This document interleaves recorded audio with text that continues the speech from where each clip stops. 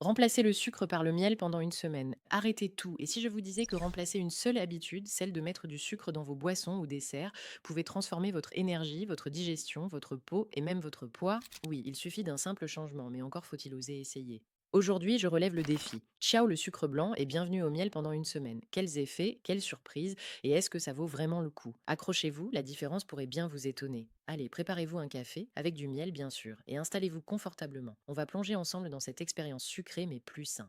Avant de commencer, dites-moi d'ailleurs dans les commentaires, vous êtes plutôt sucre ou miel de base. Perso, j'avoue que jusqu'à ce test, j'étais team sucre, mais les choses ont changé. D'ailleurs, savez-vous que le sucre ajouté dans nos boissons chaudes chaque matin représente parfois plus de 10 kilos à l'année? Ça paraît fou, non? Alors imaginons le nombre de calories et d'effets sur notre organisme. Rien qu'une petite modification sur cette habitude pourrait tout changer. Commençons par parler du sucre blanc. Il est partout, littéralement partout, même dans des aliments où on ne le soupçonne pas, sauce, pain, plats préparés. On en consomme bien plus qu'on ne le pense et pourtant ce sucre raffiné est vide de nutriments. C'est comme une batterie de téléphone qui ne tient jamais la charge, ça donne un petit boost rapide, mais ensuite c'est la panne sèche. Je vous donne un exemple concret, regardez l'étiquette de votre ketchup ou même de certains pains industriels. Il y a presque toujours du sucre ajouté, caché sous des noms comme glucose, saccharose, sirop de glucose-fructose, et pourtant notre corps n'a jamais vraiment exigé autant de sucre. Et accessoirement, il provoque des pics glycémiques, fatigue le corps et donne faim encore plus vite après. Résultat, on replonge dans le sucre encore et encore, un cercle vicieux. Une étude récente a même montré que la consommation excessive de sucre pouvait augmenter le risque de diabète, de surpoids et impacter l'humeur à long terme. Alors qu'est-ce qu'on peut faire pour casser ce cercle? Eh bien, on passe au miel, c'est un ingrédient naturel, plus complet. Mais attention, ce n'est pas un simple switch magique où le miel devient complètement innocent. On verra ça un peu plus tard. Pour cette expérience, je voulais descendre dans les détails. Qu'arrive-t-il à notre corps quand on laisse tomber le sucre blanc pour le miel et ce jour après jour? Et rassurez-vous, je ne vous parle pas de manger un pot de miel à la petite cuillère. Il s'agit juste de remplacer équitablement, cuillère pour cuillère, les usages quotidiens du sucre raffiné. Allez, entrons dans le vif du sujet. Voici ce que votre corps vit jour après jour quand vous troquez le sucre pour du miel. Jour 1 et 2, c'est un peu le choc initial. Fini les montagnes russes d'énergie, vous savez, ces booms juste après avoir avalé une pâtisserie ou bu un soda qui sont toujours suivis par de gros coups de mou. Avec le miel, l'énergie reste stable et vous commencez à remarquer quelque chose d'incroyable. Votre ventre se sent plus léger, moins encombré.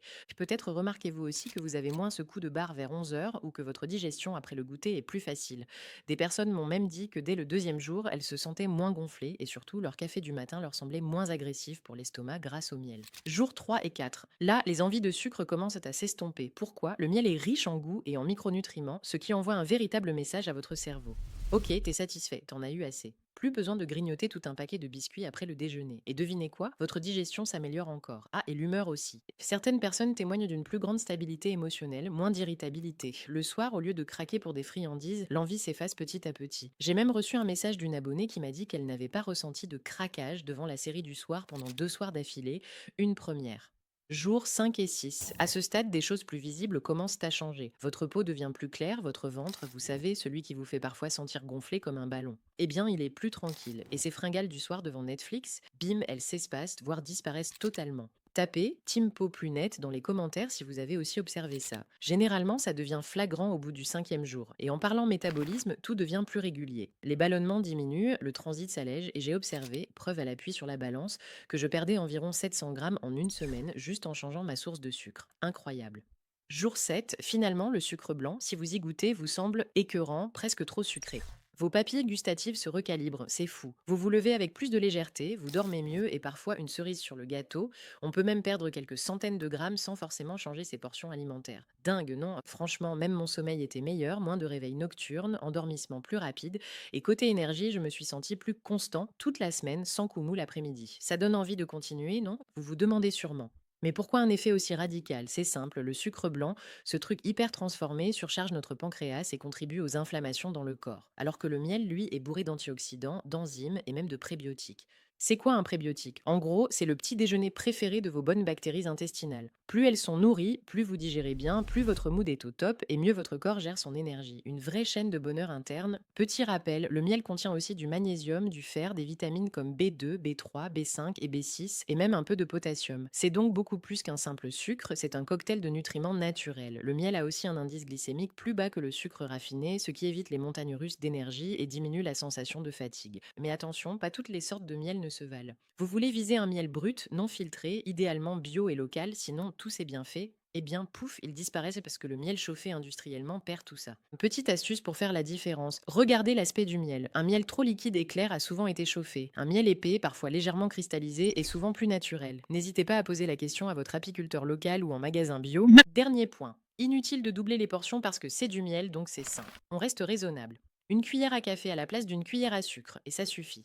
Alors voilà ce que j'ai pour vous. Une expérience simple mais ultra puissante. Remplacez le sucre blanc par du miel pendant une semaine. Une petite cuillère dans votre thé, votre café ou même votre porridge du matin, vous êtes prêt à essayer? Imaginez quelques petits gestes en cuisine, un choix d'ingrédients plus naturels et pourtant des effets immédiats sur l'énergie, la digestion, la peau, voire le sommeil. C'est ça, la magie des bons choix alimentaires, sans privation et sans frustration. Et si vous voulez aller encore plus loin, parce que croyez-moi, vous allez vouloir aller plus loin, je vous recommande une cure détox smoothie 100% naturelle.